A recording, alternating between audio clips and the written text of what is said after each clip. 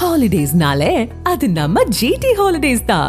GT Holidays, South India's #1 travel brand. You know you are special when you're with GT Holidays. Arulmozhivarman, இவ்வளவு பெரிய சம்பவத்துக்கு நீதிமன்றம் பேசுது, கூட்டணி கட்சியில திமுக கூட்டணி கட்சியில இருந்து பேசுறாங்க, டிடிவி எல்லாரும் பேசுறாங்க. விஜயோ தாவேகா நிர்வாகிகளோ இன்னும் பேசாமல் அமைதி காப்பது அப்படிங்கிறது கிட்டத்தட்ட மக்கள் தாவேகா நம்பி அந்த கூட்டத்துக்கு போன மக்களை ஏமாற்ற மாதிரில இருக்கு. நீங்க தலைப்புல வந்து ஒரு நல்ல ஒரு வார்த்தையை பயன்படுத்திருந்தீங்க. அதாவது தனிமைப்படுத்தப்படுகிறாரா விஜய்? நம்ம வந்து ரெண்டு வகையா பார்க்கலாம். பொலிட்டிக்கலா வந்து பாத்தீங்கன்னா விஜய் அவர்கள் தனிமைப்படுத்தவே படல. காரணம் என்ன அப்படின்னா, அவருடைய இந்த செயல்பாட்டுக்கு திமுக எதிர்ப்பை வந்து விஜய் பண்ணிக்கிட்டு இருக்கிறாரு அப்படிங்கறதுனால அவரை பாதுகாப்பதற்கு பாதுகாப்பு அரணா நாங்களா தயாரா இருக்கிறோம் அப்படிங்கிற ஒரு சமிக்ஞைகளை, ஒரு சிக்னல்ஸ வெளியே வந்து கொடுத்துக்கிட்டு இருக்காங்க அப்படிங்கிறத நம்ம எல்லாரும் பார்த்துக்கிட்டு இருக்கோம். இன்னொரு பக்கம் தனிமைப்படுத்தி கொள்கிறார் விஜய்னு நம்ம வேணா சொல்லலாம். ஏன் அப்படின்னா, நீங்க கேட்கிற மாதிரி அங்க இருக்கிற பாதிக்கப்பட்ட மக்களை போய் சந்திப்பதற்கு விஜய் கூட போகலாம், கூட சில காரணங்கள் சொல்லலாம் சார். அதுவே வந்து ஏற்றுக்கொள்ள முடியாத, எந்த வகையிலும் நியாயப்படுத்த முடியாத காரணங்கள். குறைந்தபட்சம் இப்ப நீங்க கூட ராம்கி சாரை கேட்டுட்டு இருந்தீங்க, என்ன பதில் சொல்லுவாங்க, என்ன வந்து அவங்க பேசுவாங்க அப்படின்னு. நான் என்ன கேக்குறேன்னா, நேரடியா ஒரு ஊடக சந்திப்பு நிகழ்த்தி இந்த பெரும் துயர்ல நாங்க அனைவரும் வந்து இதயம் நொறுங்கி போயிருக்குது, வீட்டுல போட்டதை நேரடியா உட்காந்து, மற்றபடி நீங்க வழக்கு தொடர்பா கேட்டாங்கன்னா அந்த வழக்கு நீதிமன்றத்தில் இருக்குது, கட்டாயம் நாங்க அதை நேரடியா சந்திப்போம்.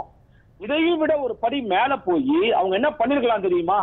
உண்மையில என்ன பண்ணிருக்கணும் அப்படின்னா, பாசிச பாஜகவுக்கு தமிழ்நாட்டில் என்ன வேலை, பாசிச பாஜகவுக்கு இந்த பெருந்துயரில் என்ன வேலை, பிணத்தின் மேல் பாஜக அரசியல் செய்வதை நாங்கள் தொடர்ச்சியாக பார்த்திருக்கிறோம், இந்த திமுகவை நாங்கள் எதிர்த்துக் கொள்கிறோம், நீங்க பேச வேண்டியதானே? பிஜேபி ஆதரவு எங்களுக்கு தேவையில்லை நீங்க சொல்ல வேண்டியதானே? அதான் ஏன் இது கூட பேசலன்னு கேக்குறேன். அதான் எல்லாரும் கேக்குறாங்க, ஏன் பேசல அப்படின்னு. ஏன் அவர் பேசலன்னா அவருக்கு பேச தெரியாது. விஜய்க்கு பேச தெரியாதுங்கிறீங்களா? இல்ல, விஜய்க்கு பேச தெரியும் நம்புறீங்களா? அப்புறம் விஜய்க்கு பேச தெரிஞ்சிருந்தா அங்க வந்து உடனடியா சம்பவம் நடந்த அன்னைக்கே அங்கேயே உட்கார்ந்து, ஒரு கரூர்ல ஒரு 5 ஸ்டார் ஹோட்டல் கிடைக்காதா, நாமக்கல்ல ஒரு 5 ஸ்டார் ஹோட்டல் கிடைக்காதா அவருக்கு? அங்க உட்கார்ந்து ஊடக சட்டம் நிகழ்த்திருக்க முடியாதா? எல்லாரும் தொடர்ச்சியா சொல்றாங்க, அவர் அனுமதி கேட்டாரு கொடுக்கல, அனுமதி கேட்டாரு கொடுக்கலன்னு. அதுக்கான ஆதாரம் எங்க இருக்குது? யார் அனுமதி கேட்டு கடிதத்தை வந்து போலீஸ்காரர்கிட்ட கொடுத்தாங்க? யார் அனுமதி கொடுக்க முடியாது விஜய் கட்டக்கூடாது யாராவது சொன்னாங்களா? அரசாங்கம் சொல்லிச்சா? கிடையாது சார். அவருக்கு வந்து ஒரு லீடர் மெட்டீரியலுக்கான பல விதமான விஷயங்கள் அவர் உள்வாங்காம இருக்கிறாரு திரு விஜய். நேரா நம்ம மேடை ஏறுறோம், அங்க அவ்வளவு 10 மணி நேரம் காக்க வைக்கிறோம், 10 நிமிஷம் மனப்பாடம் பண்ணதை ஒப்பிச்சுட்டு போயிடலாம் சில பழையகளோட நினைக்கிறாரு. அது கிடையாது ஒரு லீடருக்கான அழகு. இதுக்கெடுத்தாலும் எம்ஜிஆரையும் அண்ணாதுரையும் காமிக்கிறாரு. எம்ஜிஆரும் அண்ணாதுரையும் ஒரு தொண்டனுடைய வீட்டுல போய், அவருடைய மரக்கட்டில போய், அவருடைய இரவு உணவு கூட சாப்பிட்டு வாழ்ந்து வந்தவங்க சார் அவங்க எல்லாம், எம்ஜிஆரும் அண்ணாதுரையும். நீங்க அப்படிலாம் கூட இருக்க வேண்டாம், உங்க லக்ஸரி விட்டு நீங்க கீழே இறங்க தேவையில்ல. குறைந்தபட்சம் இந்த விவகாரத்துக்கு அந்த வீடியோ போட்ட பிறகுதான் சார் அண்ணன் திரும்பவே பேசுறாங்க. அதுக்கு முன்னாடி வரதா பேசினாரா பாத்தீங்களா? ஏன்னா அந்த வீடியோ வந்து ஒரு ப்ரொவோக்கிங்கான ஒரு வீடியோ. அடிப்படையில இப்ப நான் வந்து இப்போ உங்களுடைய நியூஸ் ஊடகத்துக்கு வரேன், நியூஸ் ஊடகத்துக்கு வந்து நான் சற்று கீழே விழுந்துடுறேன், தடுமாறுகிறேன் வச்சுக்கோங்களேன், ஒரு சின்னதா ஒரு சாரி கேட்பீங்க. உங்களுக்கு அந்த சாரி கேட்கணும்னு அவசியமே கிடையாது, அது என்னுடைய பிழையா கூட இருக்கலாம். ஆனா ஒரு தார்மீக பொறுப்புக்காக கேட்பீங்க. அப்படி ஒரு தார்மீக பொறுப்பேற்று இந்த மாதிரி நடந்துருச்சு, இது மீண்டும் நடக்காத வண்ணம் நான் பாத்துக்கிறேன் அப்படின்னு பேசலாம். அவர் டைரக்டா ஒரு சதி கோட்பாட்டை வந்து வெளிப்படையாக பேசுகிறார் ஒரு கட்சியினுடைய தலைவராக இருக்கிறவர். இது வந்து எல்லாரும் அமைதியா இருப்பாங்கன்னு நினைக்கிறீங்க? அதனாலதான் நான் டாக்டர் திருமாவளவன் சொல்றாரு, அவர் மீது இருந்த கொஞ்ச நஞ்ச கரிசனம் கூட எனக்கு நீங்க சொல்றத பார்த்தா ஒரு மிகப்பெரிய அளவுல ஒரு குற்றம் விஜய் தான் செஞ்சிருக்காரு அப்படின்னு தெரியுது. பட் இப்ப பாதுகாக்கப்படுறாரா அப்படிங்கிற இடத்துல நீங்க என்ன சொல்றீங்க? நியாயமான கேள்வி கேட்டீங்க. ஒரு பக்கம் அவர் வந்து புறச்சூழல வந்து பாத்தீங்கன்னா அதிமுக, பாஜக போன்ற கட்சிகள்லாம் வந்து அவர் வந்து ரொம்ப சாஃப்டா ஹேண்டில் பண்றாங்க. குறிப்பாக அதிமுக கூட, எடப்பாடி கூட ஒரு இடத்துல நம்ம இடத்துல பேசுறாரு, கட்சி நிர்வாகிகள் தான் அதுக்கெல்லாம் பொறுப்பா இருக்கணும்லாம் சொல்றாரு. ஆனால் பாஜக வந்து பாத்தீங்கன்னா முழுமையா அவர் ஆதரிக்கிறாங்க. லேட்டா 7 மணி நேரம் வந்தாருன்னு கேட்டா எச் ராஜா வந்து வந்தா என்ன தப்பு அப்படின்னு கேக்குறாரு. இதே எச் ராஜா தான் அவரை ஜோசப் விஜய் அப்படின்னு பதிவுகளை போட்டு அண்ணாமலை நான் ஏன் பாதுகாக்கணும்னு கேக்குறாரு. அண்ணாமலை நான் ஏன் பாதுகாக்கணும் அப்படின்னு கேக்குறாரு. நயனா நாகேந்திரன் அதே கேள்வியை கேக்குறாரு. எங்களை விமர்சனம் செய்யக்கூடிய விஜய் நாங்க ஏன் பாதுகாக்கணும்னு கேக்குறாரு. அவங்க உங்களுக்கு தேவையில்ல. அண்ணாமலை கூட விட்டுருங்க. ஏன்னா அண்ணாமலை இன்னைக்கு நீங்க present BJP president Nayana Nagendran கேக்குறாரு. நான் நயினாருக்கு வரேன். நயினார் அவர்கள் இதே நயினார் நாகேந்திரன் அவர்கள் இதற்கு முன்பாக யாரு வந்தாலும் எங்க கூட்டத்தில் நாங்க சேர்த்துக்கிறோம் அப்படின்னு சொல்லவே கிடையாதா? அவர் பேசவே கிடையாது. இந்த சம்பவத்துல சொல்றேன் நயனார் நாகேந்திரன் இந்த கேள்விக்கு அவர் அப்படிதான் பதில் சொல்லி ஆகணும். அவருக்கு வேற வழி கிடையாது. ஆனால் பாஜக அவரை பாதுகாக்க முயல்கிறது அப்படிங்கிற ஒரு உணர்வு தெரியுதுங்க. இன்னொரு விஷயத்துக்கு வாங்க, திமுக விஜயை பாதுகாக்குதுங்க. இது எப்படி சொல்றீங்க? விஜயை தீண்டுவதற்கோ விஜயை தொடுவதற்கோ அச்சப்படுகிறதா, பயப்படுகிறதா? இதை எப்படி சொல்றீங்க? திமுக ஏன் பாதுகாக்கணும் விஜயை? திமுக தானே விஜய் எதிர்க்கிறாரு. இதுல ஏதோ ஒரு அரசியல் ரீதியா அந்த அரசாங்கம் யோசிக்குதுன்னு எனக்கு சந்தேகம் வருது. என்னுடைய பர்சனல் சந்தேகம் தான். நான் கேட்கிறேன், ஒருவேளை அவர் மேல நடவடிக்கை எடுத்தா அல்லது அவர் விஜய் பக்கமாக போனால் அவரை பாதுகாப்பதற்கு எதிர்க்கட்சிகள் யாராவது முனைந்து ஒரு அலையன்ஸ் ஏதாச்சும் ஃபார்ம் ஆச்சுன்னா கூட அரசியல் ரீதியா ஒரு தேவையற்ற நெருக்கடியா இருக்கும்னு திமுக நம்புகிறதோன்ற ஒரு நினைப்பு எனக்கு வருது.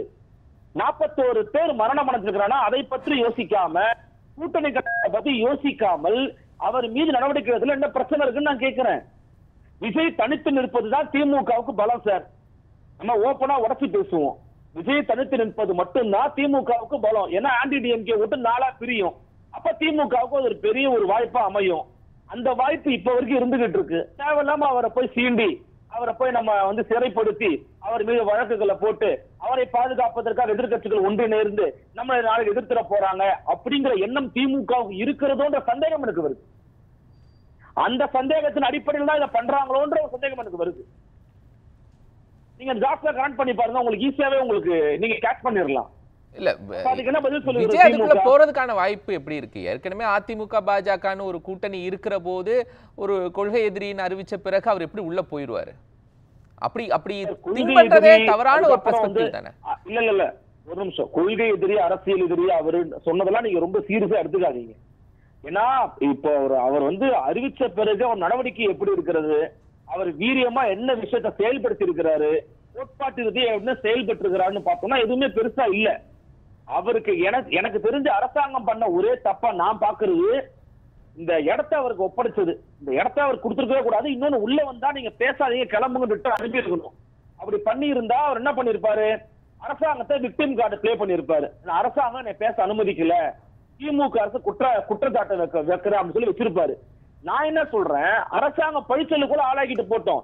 41 உயிர் அங்க பாதுகாக்கப்பட்டிருக்கும், உயிர் போயிருக்காது என்னைய பொறுத்த வரைக்கும். இரண்டாவது, வேகமா ஊடக செயலாளர்கள் சந்திப்போது நிகழ்த்திருக்க வேண்டிய அவசியமே இல்ல. நீங்க ஒரு கமிட்டியை போட்டீங்க, அந்த கமிட்டியில போய் டைரக்டா கொடுத்துருக்கலாம். இப்ப அவங்க இது ஒரு விவாத பொருளா மாத்துறாங்க. பாத்தீங்களா, அரசாங்கம் டிஃபெண்ட் பண்ண பாக்குது பாத்தீங்களா அப்படிங்கிறாங்க. நீதிமன்றத்தில் நடந்த ஒரு விஷயம் நான் கேட்டேன்.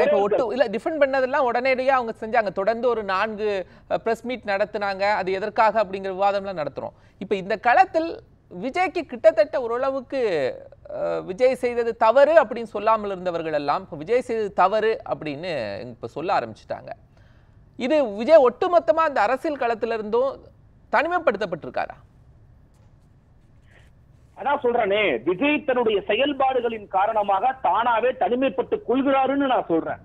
அவர் யாரும் போய் வேணும், நீங்க அதாவது அதுக்கு ஒரு பொருள் இருக்கு. ஐசோலேட் பண்றதுன்னா நம்ம எல்லாருமே சேர்ந்து ஒருத்தர் ஐசோலேட் பண்றது இல்ல. அவர் ஐசோலேட் ஆயிருக்காரு, அவர் இதுவரைக்கும் ஐசோலேட் ஆயிருக்காரு. பட் இவங்க சொல்லக்கூடிய கருத்துக்கள் இருக்குல்ல, ஒவ்வொரு தலைவர்களும் சொல்லக்கூடிய கருத்துக்கள் அவரை தனிமைப்படுத்துற மாதிரி இருக்கான்னு இதுவரைக்கும் இந்த அளவுக்கு ஸ்ட்ராங்கா டீடைல் பேசல சார். இல்ல சார், என்னன்னா கருத்துக்கள் இப்போ டாக்டர் திருமாவளவன் சொல்ற கருத்துக்கோ அல்லது சீமான் சொல்ற கருத்துக்கோ அல்லது மற்றவங்க சொல்ற கருத்துக்கோ காரணமாக விஜய் தான் இருக்கிறார். ஏன்னா அவருடைய தொடர்ச்சியான அமைதி காரணமாக இருக்கிறது, அந்த கட்சியினுடைய செயலற்ற தன்மை காரணமாக இருக்கிறது. இந்த அக்டோபர் 2 அவர்களுடைய கொள்கை தலைவர்களில் ஒருவரான ஐயா காமராஜருடைய நினைவு நாளுங்க. காமராஜருடைய படத்துக்கு ஒரு மாலை அணிவித்து கூட நீங்க அந்த 2 பேசிருக்கலாமேங்க. ஆயுத பூஜைக்கு கொண்டாடின போட்டோ ரிலீஸ் ஆகிற வரைக்கும் நீங்க அவ்வளவு அமைதியா இருக்கிறீங்க அப்படின்னா நீங்க என்ன கட்சி நடத்துறீங்கிற கேள்வியை நார்மலா காமன் மேன் கேட்பானா மாட்டானா? அவங்களோட ரசிகர்கள் கேட்க மாட்டாங்க, தொண்டர்கள் கேட்க மாட்டாங்க, அவங்கள விட்டுருங்க. பொதுவா அரசியல் பாக்குறவங்க கேட்பானா மாட்டானா? அப்ப இனி தாவேகா அரசியல் களத்துக்குள்ள இதுக்கு முன்னாடி இருந்த அளவுக்கு வெளிவராது அப்படின்னு சொல்றீங்களா? இல்ல, அவருடைய இந்த பரப்புரையும் அவருக்கு கிடைத்த இந்த ஊடக வெளிச்சமோ இதன் பிறகு கிடைக்குமா அப்படிங்கறது நான் வந்து ஒரு தார்மீக கண்ணோட்டத்தோட பொறுப்புணர்வோடு இருக்கக்கூடிய ஊடகங்கள் இருந்துச்சு அப்படின்னா அது கிடைக்குமான்ற சந்தேகம் எனக்கு இருக்கு. ஏன் இந்த வார்த்தை அழுத்தமா பதிவு பண்றேன்னா, இது போன்ற சம்பவங்கள் வந்து நடப்பதற்கு ஏதோ ஒரு வகையில மறைமுகமாக தொடர்ச்சியா 10 மணி நேரம் அவர் காலையில 8 மணிக்கு அவருடைய வீட்டு வாசல்ல கேமரா வச்சுட்டு இரவு 11 மணி வரைக்கும் அவருடைய வாகனத்தோட வாயில கேமரா வச்சு வர்றதுக்கு நம்மளுடைய ஆட்கள் வேலை பார்க்கறாங்க இல்லையா? அது ஒரு மறைமுகமான ஒரு காரணம் தான்.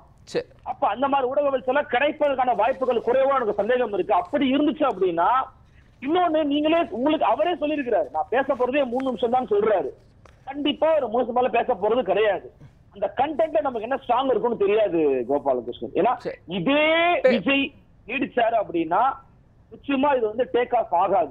விஜய்க்குள்ள சில மாற்றங்கள் ஏற்பட்டால் மட்டும்தான் இந்த அடுத்த கட்ட பரப்புரை அப்படிங்கிறது டேக் ஆஃப் ஆவதுக்கான வாய்ப்புகள் உண்டு.